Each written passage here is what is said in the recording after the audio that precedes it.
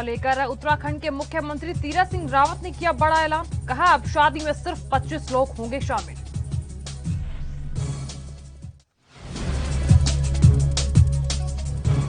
और लगातार बढ़ रहे कोरोना मामलों को लेकर नगर निगम ने बनाई टीमें। देहरादून में 3 दिनों तक होगा सैनिटाइजेशन।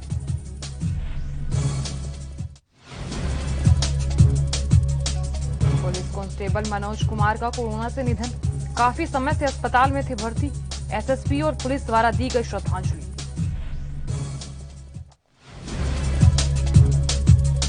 राज्य में बड़ा कोरोना संक्रमण। देश में चौथे नंबर पर आया उत्तराखंड। प्रदेश में प्रति लाख आबादी पर 460 लोग कोरोना से संक्रमित।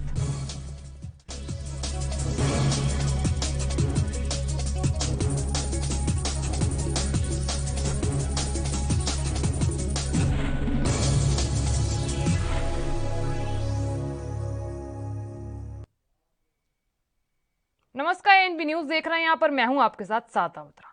हमारे इस खास कार्यक्रम अपने उत्तराखंड में आप सभी का स्वागत है। चलिए खबरों का आगाज कर लेते हैं। उत्तराखंड में कोरोना लगातार अपने पैर पसार रहा है और ऐसे में सभी को सतर्क रहने की जरूरत है। उत्तराखंड में कोरोना के बढ़ते संक्रमण को देखते हुए सीएम तीरथ सिंह रावत ने बड़े ऐलान किए हैं। यहाँ सीएम ने कहा कि उत्तराखंड में अब शादियों में अधिकतम संख्या 25 की जाए और इसी के अलावा अलग अलग जिलों में बाजार खोलने का समय जिलाधिकारी अपने मुताबिक बढ़ा घटा सकते हैं। और इसी के अलावा सीएम ने उत्तराखंड प्रदेश में आशा कार्यकर्तियों के लिए बड़ा ऐलान किया है। आपको बता दें, सीएम राहत कोष से आशा कार्यकर्ती बता दें आपको कि 1,000 रुपए की प्रोत्साहन राशि उपलब्ध कराने के निर्देश दिए हैं। दरअसल आज सचिवालय में वीडियो कॉन्फ्रेंसिंग आयोजित की गई और ऐसे में वरिष्ठ अधिकारियों और जिलाधिकारियों के साथ कोविड की स्थिति पर समीक्षा की गई। तो यहाँ मुख्यमंत्री ने कहा कि अब डोर टू डोर सर्वे किए जाएंगे और 104 के अतिरिक्त सीएम हेल्पलाइन और पुलिस विभाग के कॉल सेंटर में फोन लाइनों की संख्या बढ़ाई जाए। तो यहाँ सीएम ने आदेश दिए कि ऑक्सीजन के सिलेंडरों की संख्या बढ़ाने के प्रयास किए जाएं और कहा कि कोविड अस्पतालों में भर्ती मरीजों को भोजन, पानी जैसी सुविधाएं उपलब्ध कराने में कोई ढिलाई न हो।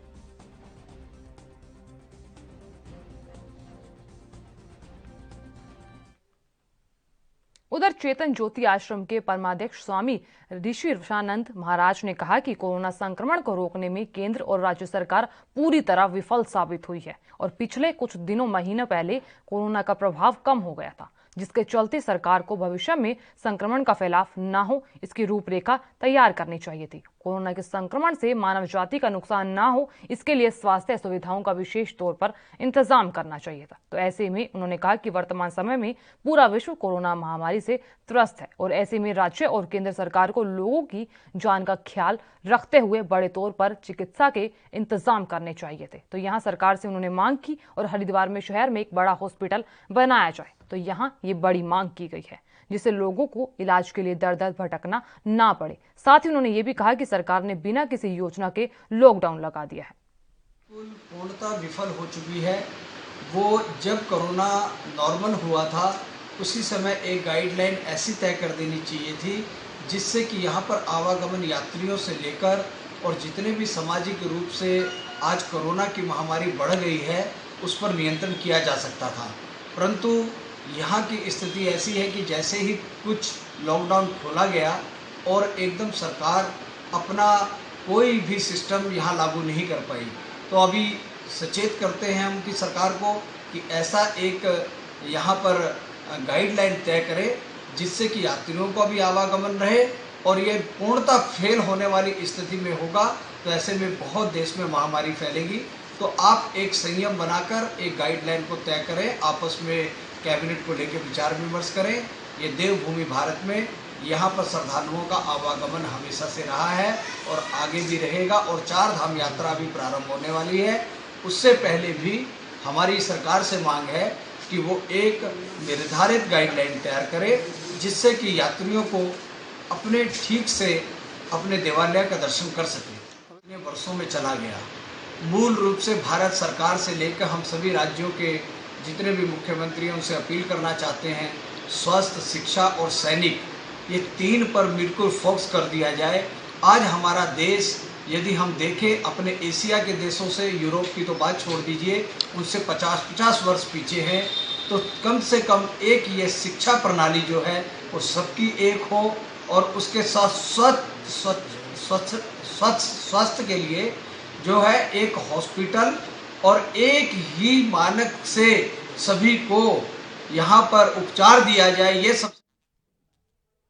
चलिए आपको बड़ी खबर दिखा रहे हैं। तो यहां दिल्ली में एक हफ्ते और लॉकडाउन बढ़ा दिया है। तो ये बड़ी खबर, अब 10 मई सुबह 5 बजे तक लॉकडाउन रहेगा। आपको बता दें कि यहां सीएम अरविंद केजरीवाल ने बड़ा ऐलान किया है। लगातार कोरोना के मामले बढ़ रहे हैं, तो ऐसे में सीएम अरविंद केजरीवाल ने ट्वीट कर बड़ी जानकारी दी है। दिल्ली में एक हफ्ते लॉकडाउन का दायरा बढ़ा दिया है। ये बड़ी जानकारी आप तक पहुंचा रहे हैं। दिल्ली में एक हफ्ते और लॉकडाउन बढ़ा दिया है और अब 10 मई सुबह 5 बजे तक ये लॉकडाउन रहेगा। तो बड़ी खबर आपको दिखा रहे हैं। लगातार कोरोना के मामले बढ़ रहे हैं, तो ऐसे में बढ़ते मामलों को देखते हुए मुख्यमंत्री अरविंद केजरीवाल ने लॉकडाउन का दायरा बढ़ा दिया है। तो यहां अरविंद केजरीवाल ने ट्वीट कर ये बड़ी जानकारी सभी के सामने रखी है। आपको बता दें, दिल्ली में एक हफ्ते और लॉकडाउन का दायरा बढ़ा दिया गया है। अब 10 मई सुबह 5 बजे तक लॉकडाउन रहेगा। यानी कि बढ़ते मामलों को देखते हुए अब सीएम अरविंद केजरीवाल ने बड़ा ऐलान किया है। ये अहम जानकारी आप तक पहुंचा रहे हैं, क्योंकि लगातार मामले बढ़ रहे हैं और ऐसे में सीएम अरविंद केजरीवाल ने बड़ी जानकारी दी। लगातार बढ़ रहे कोरोना के मामलों को लेकर देश परेशान है। लगातार कोरोना केस नए आंकड़े तोड़ रहा है। वहीं सरकार कोरोना को लेकर सतर्क दिखाई दे रही है और कई जगह लॉकडाउन लगाए गए हैं, तो कहीं नाइट कर्फ्यू। वहीं मौलाना मोहम्मद अहमद कासमी ने भी कोरोना को लेकर चिंता जाहिर करते हुए कहा कि इस समय देश एक है, हम दुआ करते हैं कि इस महामारी से सभी लोग बच सके।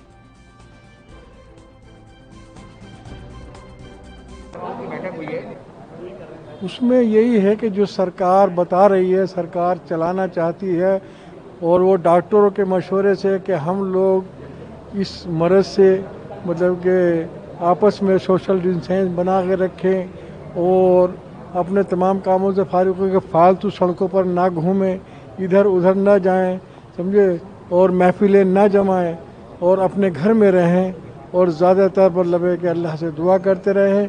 और जो आदमी बीमार है उसको मतलब कि जहाँ तक भी हो सके उसकी बीमारी का इलाज करें और उस पर जितनी भर भी मदद हो सके, जहाँ तक भी किसी इंसान की मदद हो सके उसको मदद को करें और उससे गुरेज न करें।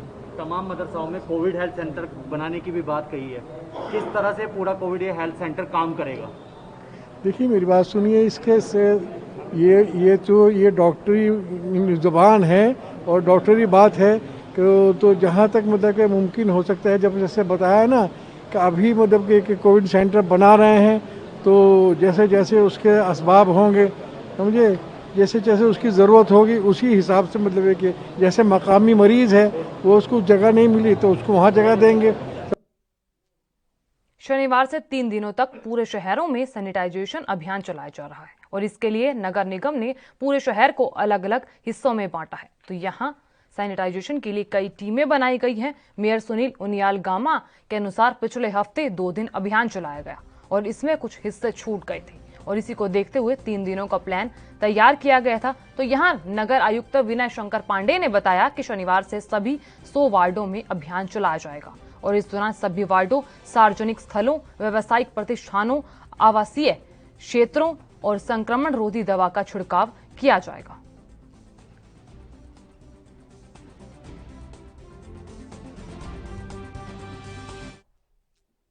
उधर लाल कुआं क्षेत्रीय विधायक नवीन चंद्र दुमका ने आज क्षेत्र के सभी प्राथमिक स्वास्थ्य केंद्र और वैक्सीनेशन टीकाकरण केंद्र का निरीक्षण किया और इस दौरान उन्होंने पंजीयन, वैक्सीनेशन रूम के साथ पानी, बिजली की व्यवस्थाएं भी देखी। और इस दौरान विधायक नवीन दुमका ने टीका लगवाने आए लोगों से चर्चा कर उनके अनुभव पूछे और इसके बाद विधायक ने अस्पताल स्टाफ से बात करते हुए कहा कि इस समय जिनका टीकाकरण किया जा रहा है उनको विशेष ध्यान देने की आवश्यकता है और इसके अलावा टीकाकरण केंद्रों पर उन्हें परेशानी नहीं होनी चाहिए। साथ ही इस बात का ध्यान भी रखा जाए कि बिना वजह उन्हें कोई भी किसी भी तरह का इंतजार ना करना पड़े। चिकित्सालय में जाने का कार्यक्रम है। कई जगह पर बहुत छोटी छोटी आवश्यकताएं हैं, जैसे सैनिटाइज की ऑटोमेटिक मशीन है, कहीं पर कुछ है, कहीं पर कुछ है। और मुझे बड़ा आश्चर्य हुआ कि ऊपर वाले अस्पताल में पानी की व्यवस्था नहीं है। उससे बड़ी बात यह है कि इस विषय में किसी ने आज तक बताया भी नहीं। मैंने यहाँ थाने में, मस्जिद में सभी जगह पेयजल व्यवस्था समरसेबल दिए हैं, जल्दी वहाँ पर भी दूंगा। यहाँ पर वैक्सीनेशन हो रहा है, लगभग जितने इनके पास डोज हैं उससे कम ही लोग संख्या में यहाँ पर पहुँचे, इसलिए कोई दिक्कत नहीं है। कल फिर होगा। कोशिश ये है कि लोगों से संपर्क बना रहे और लोगों का विश्वास सरकार पर, उसके कार्यक्रम पर बना रहे। ये भी उसी का हिस्सा है। अभी मैं उच्च अधिकारियों से बात करूँगा कि पर्याप्त डोज यहाँ पर दे दी जाएँ, ताकि लोग दूर दराज से आते हैं उनके मन में किसी प्रकार का असंतोष न हो। अभी ठीक है। और जिले में एक दिन में रिकॉर्ड 15 कोविड संक्रमितों की मौत हुई है और सबसे अधिक 5 लोगों ने मेला अस्पताल में दम तोड़ा है। और ऐसे में जिला कारागार में कोविड संक्रमित एक कैदी की मौत भी हुई है।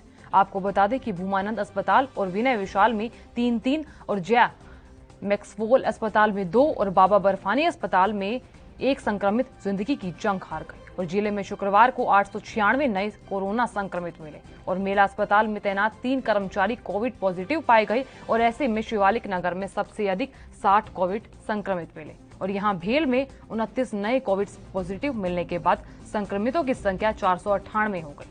और बात अब रामनगर रुड़की की जाए तो वहां रुड़की में 14 और सिडकुल के दीप गंगा अपार्टमेंट में 13 और ज्वालापुर में 10 लोग कोरोना संक्रमित मिले हैं।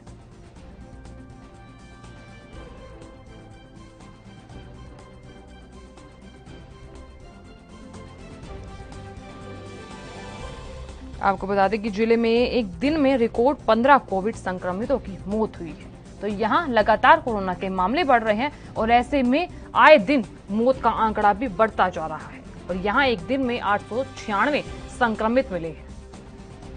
तो आपको बता दें कि 5 लोगों ने मेला अस्पताल में दम भी तोड़ा है। कोरोना के चलते लगातार मामले भी बढ़ रहे हैं। जिला कारागार में भी कोविड संक्रमित एक कैदी की मौत हुई है। और यहां लेंगे छोटा सा ब्रेक। बने रहिए हमारे साथ और देखते रहिए एएनबी न्यूज़।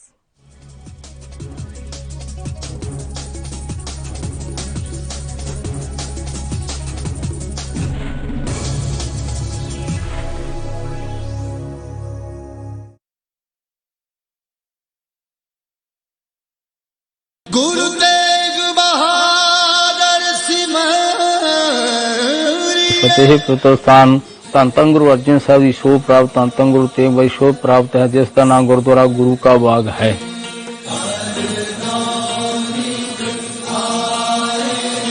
इस स्थान का नाम गुरु की रोड हुंदा सी। ते सतगुरु ने बख्शिशां करके भी जड़ा आखूगा गुरु का बाग, उसनूं लगणगे दूने चौने भाग।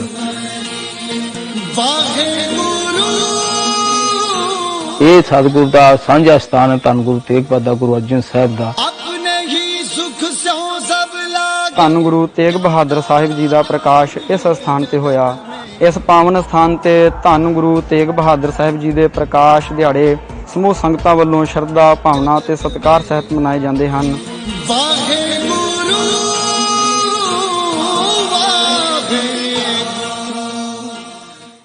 क्या आप दुबले पतले कमजोर हैं? आपकी सेहत नहीं बनती, भूख कम लगती है, वजन नहीं बढ़ता? दरअसल मेन बात खाना पीना खाना नहीं है, मेन बात है खाया पिया लगना। और अगर खाया पिया लगेगा ही नहीं तो सेहत बनेगी कैसे? इसलिए हमारी संस्था सन्यासी आयुर्वेदा ने एक ऐसी दवा बनाई है जो कि आपके पाचन तंत्र को, आपके लीवर सिस्टम को ठीक करने का काम करती है, ताकि आप जो भी खाएं उसका पूरे का पूरा निचोड़ आपके शरीर को लगे, आपकी भूख बढ़े, खाया पिया सही से लगे, नया खून बने, हड्डियों में जान आए, वजन बढ़े, ताकत बढ़े, चेहरे पर नूर आए और आप मोटे तगड़े खूबसूरत पर्सनैलिटी के मालिक बन जाएं। यह दवा पूरी तरह से आयुर्वेदिक होती है। इसका शरीर पर कोई भी साइड इफेक्ट, कोई भी नुकसान या दुष्प्रभाव नहीं होता। लड़के लड़कियां दोनों इसका इस्तेमाल कर सकते हैं और पहले 15 दिन के अंदर ही आपको इसका असर महसूस हो जाएगा। सिर्फ 650 रुपए की पूरे 1 महीने की दवा होती है और आप इसे घर बैठे 01145454545 पर फोन करके दवा मंगवा सकते हैं।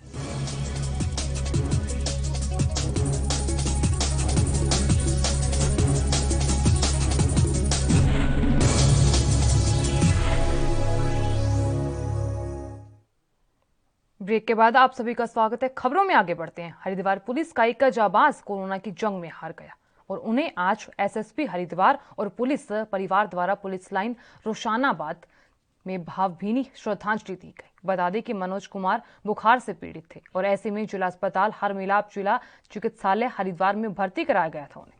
और इसी के साथ ये भी बता दें कि सीटी स्कैन कराए जाने के उपरांत कोरोना पॉजिटिव पाए जाने की पुष्टि हुई थी। तो यहाँ स्वास्थ्य अधिक खराब होने के चलते एमएच अस्पताल देहरादून रेफर किया गया, जहां इस दौरान उपचार उक्त कांस्टेबल का निधन हो गया। पुलिस ने बताया कि भर्ती होने से पूर्व यह आर्मी में सेवारत थे और इनको वर्ष 2011 में पैरालाइज का अटैक भी पड़ा था, जिस कारण डॉक्टरों ने इन्हें कोविड वैक्सीन लगाने से मना कर दिया था।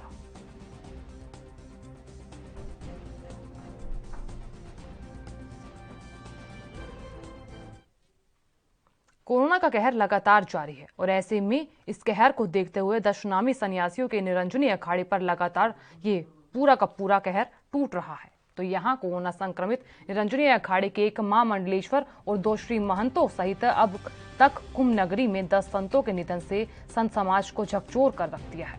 तो यहाँ निरंजनी अखाड़े के संत अजय गिरी का ऋषिकेश एम्स में इलाज चल रहा था और ऐसे में उन्होंने दम तोड़ दिया।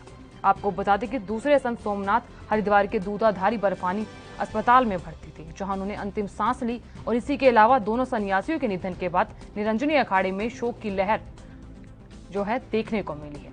और ऐसे में इसके पहले निरंजनी अखाड़े के 4 संतों का कोरोना के कारण निधन हो गया। और वहीं शुक्रवार की बात करें तो शुक्रवार को निरंजनी अखाड़े के 50 संतों का कोरोना सैंपल लिया गया और अभी तक निरंजनी अखाड़े के महंत मनीष भारती, राकेश पुरी, प्रेमलता गिरी का निधन हो चुका है। उधर बात हरिद्वार जनपद की करें तो हरिद्वार जनपद में एक दिन में कोरोना से सबसे ज्यादा 15 मौतें हुई हैं और जो बेहद ही चिंता का विषय है। और यहाँ 5 लोगों ने मेला अस्पताल में अंतिम सांस ली है, जबकि जिला जेल में एक कैदी की मौत हो गई। और उधर भूमानंद अस्पताल में विनय विशाल अस्पताल में 3 लोगों ने अपनी जान गंवा दी है। और यहाँ जय मैक्सवेल अस्पताल में 2, बाबा बर्फानी अस्पताल में और 1 संक्रमित जिंदगी की जंग हार गए।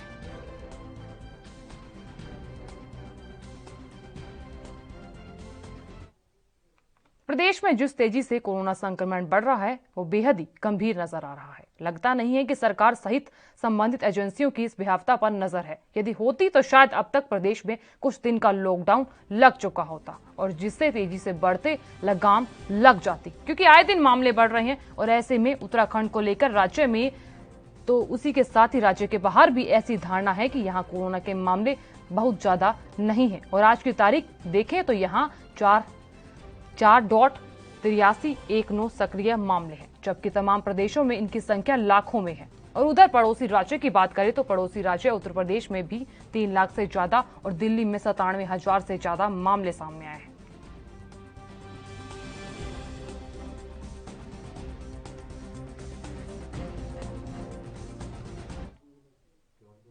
उधर उत्तराखंड में शुक्रवार को रिकॉर्ड कोरोना संक्रमित मरीजों की मौत के मामले सामने आए और प्रदेश में पहली बार 24 घंटों के अंदर 122 मरीजों की मौत हुई, जो बेहद ही देश और आम जनता के लिए चिंता का विषय है। वहीं 5,654 नए संक्रमित मिले हैं और साथ ही एक्टिव केस की बात की जाए तो एक्टिव केस की संख्या भी 55,000 पार हो गई है। और आज 4,215 मरीजों को ठीक होने के बाद डिस्चार्ज किया गया और प्रदेश में अब तक 1,86,772 संक्रमित मरीज आ चुके हैं, जिसमें से 1,24,565 मरीज ठीक भी हुए हैं।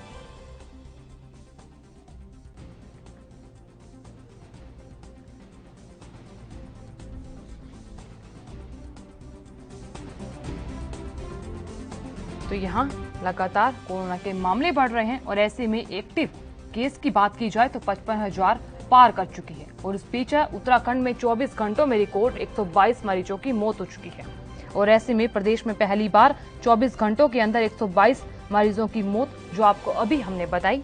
और वहीं 5,654 नए कोरोना संक्रमित मिले हैं।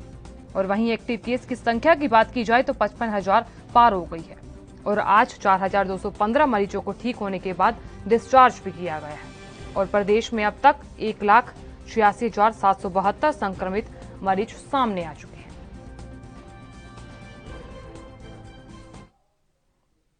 कोरोना संक्रमण के बीच धर्मनगरी में चल रहा आस्था का महाकुंभ आधिकारिक तौर पर संपन्न हो गया है। आपको बता दें कि महाकुंभ आधिकारिक तौर पर संपन्न हो गया है और ऐसे में कोरोना संक्रमण बेकाबू होने के कारण महाकुंभ का कोई समापन समारोह नहीं हो सकेगा। तो ऐसे में अब धर्मनगरी में 12 साल बाद महाकुंभ का योग बनेगा और ऐसे में धर्मनगरी हरिद्वार में महाकुंभ के आयोजन पर पिछले साल से ही कोरोना संक्रमण का साया पड़ने की आशंका छाने लगी थी और ऐसे में कोरोना संक्रमण के चलते कुंभ कार्य भी रुक गए थे। तो यहाँ सरकार मकर संक्रांति से महाकुंभ का शुभारंभ करने की योजना भी बना रही थी ताकि 4 माह तक महाकुंभ चले और अधिक से अधिक श्रद्धालु यहाँ आए, लेकिन कोरोना संक्रमण के चलते महज 30 दिनों के लिए कुंभ रोकना पड़ा और ऐसे में सरकार से 1 से 30 अप्रैल तक महाकुंभ की सूचना जारी कर दी थी।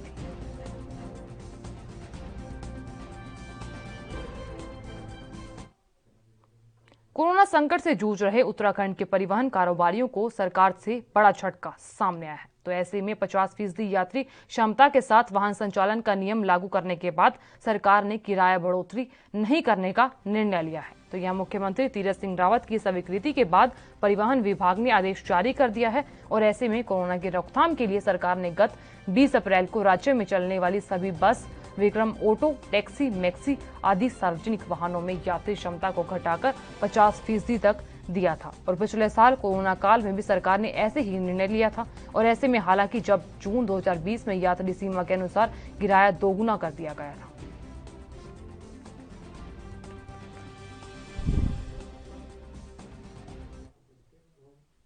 कोरोना संक्रमण के भयंकर रूप से स्वास्थ्य और चिकित्सा सुविधाओं को लेकर पूरे तमाम ट्रेंड भी बदल रहे हैं। हालत ये है कि राष्ट्रीय राजधानी दिल्ली, जहां पर अखिल भारतीय आयुर्विज्ञान संस्थान, सफदरगंज जैसे बड़े अस्पताल हैं, वहीं से भी मरीजों की देहरादून और अन्य छोटे शहरों के लिए रेफर किया जा रहा है।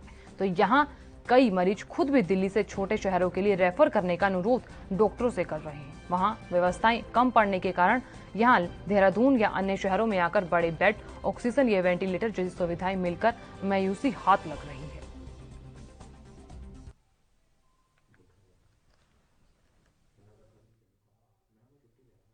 हरिद्वार जिले के गंभीर कोरोना संक्रमितों का इलाज के लिए अब हायर सेंटर नहीं जाना पड़ेगा। तो यहाँ आपको बता दें कि पतंजलि योगा पीठ ने कोविड व्यवस्थाओं को बेहतर बनाने के लिए मदद का हाथ बढ़ाया है। तो यहाँ सरकार और पतंजलि मिलकर हरिद्वार के बाबा बर्फानी और अस्थायी बेस अस्पताल का संचालन करेंगे। तो यहाँ योग गुरु स्वामी रामदेव ने शुक्रवार को प्रशासन और स्वास्थ्य विभाग की टीम के साथ दूधाधारी स्थित बाबा बर्फानी अस्पताल और पावन धाम स्थित अस्थायी बेस अस्पताल का निरीक्षण किया और इस दौरान अस्पताल की सभी बुनियादी व्यवस्थाएं बेहतर मिली और साथ ही उन्होंने सरकार के साथ दोनों अस्पतालों के संयुक्त रूप से संचालन पर सहमति जताई है। तो यहाँ डीएमसी रविशंकर ने बताया कि बाबा बर्फानी अस्पताल को अधिकृत कोविड अस्पताल बनाया जा रहा है और ऐसे में 22 वेंटिलेटर बेड के साथ आईसीयू और ऑक्सीजन बेड की सुविधा उपलब्ध होगी और ऐसे में बताया जा रहा है कि अस्पताल की कुल क्षमता 500 बेड की होगी और ऐसे में अस्थायी बेस अस्पताल को अधिकृत कोविड स्वास्थ्य केंद्र में तब्दील किया जा रहा है। उधर देहरादून शहर के मोक्ष धाम में अंतिम संस्कार के लिए शवों की संख्या कम नहीं हो रही है। तो यहाँ लक्खी बाग स्थित मोक्ष धाम में सोशल डिस्टेंसिंग और व्यवस्था को बनाए रखने के लिए एक दिन में 20 शवों का अंतिम संस्कार किया जा रहा है और इससे पहले टोकन की व्यवस्था की गई थी। तो यहाँ मोक्ष धाम के सभी टोकन बुक होने से 8 शवों का अंतिम संस्कार नहीं हो सका और बताया जा रहा है कि वहां से लौटा कर किसी अन्य मोक्ष धाम के लिए भेजा गया। तो यहाँ मोक्ष धाम के पंडित अनिल शर्मा ने यह भी बताया कि मोक्ष धाम में एक दिन में 20 शवों का अंतिम संस्कार किया गया है और फिलहाल 20 शवों को अंतिम संस्कार किया गया है। तो यहाँ जिसके बाद अंतिम संस्कार के लिए आए करीब 8 शवों का बिना अंतिम संस्कार किए उनको लौटा दिया गया है और ऐसे में लौटाए गए शवों का टपकेश्वर और मालदेवता में अंतिम संस्कार कराया गया। शर्मा ने यहाँ ये भी बताया कि मोक्ष धाम में अंतिम संस्कार कराने के लिए पहले टोकन लेना पड़ता था और जीवन की अंतिम यात्रा पर भी अब आर्थिक बोझ पड़ रहा है और ऐसे में लोगों को कोरोना मरीजों के अंतिम संस्कार के लिए शमशान घाट में महंगे खर्च की जदोजहद करनी पड़ रही है और इतना ही नहीं, आसानी से एम्बुलेंस भी नहीं मिल पा रही है और जबकि शमशान घाट में कोरोना संक्रमितों के शव का अंतिम संस्कार करने के लिए करीब 4000 रुपए खर्च करने पड़ रहे हैं।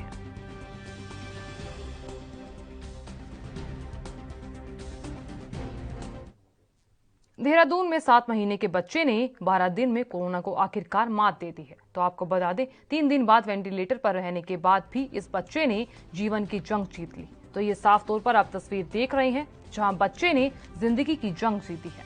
और ऐसे में बताया जा रहा है कि स्वस्थ होने पर डॉक्टरों ने बच्चे को अस्पताल से छुट्टी देकर परिजनों को सौंप दिया है। तो यहाँ बच्चे के परिजनों ने डॉक्टर और अस्पताल के अन्य स्टाफ का आभार भी जताया है। आपको बता दें कि राजकीय दून मेडिकल कॉलेज अस्पताल में बाल रोग विभाग के असिस्टेंट प्रोफेसर और बाल रोग विशेषज्ञ डॉक्टर विशाल कौशिक ने बताया कि गत 18 अप्रैल को एक परिवार अपने 7 महीने के बच्चे को लेकर अस्पताल की इमरजेंसी में पहुंचा था। और फिलहाल के लिए इस बुलेटिन में इतना ही। आप देखते रहिए ANB न्यूज। नमस्कार।